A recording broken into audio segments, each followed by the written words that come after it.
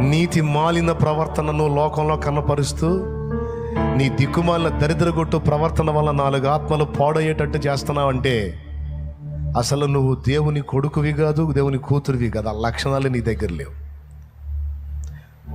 దేవుని జాతి లక్షణాలు లేవు నీ దగ్గర. ఆయన నీతి ప్రవర్తన ఏదే? నా నీతిని మీరు వెతకాలన్నాడు. ఆయన నీతిని వెతకడం అంటే ఏంటో తెలుసా? ఆ నీతిని మనం కలిగి ఉండటానికి సాధన చేయాలి. ఆ నీతిని సభ్య సమాజానికి సాక్షార్థమై చూపాలి. దేవుని నీతి,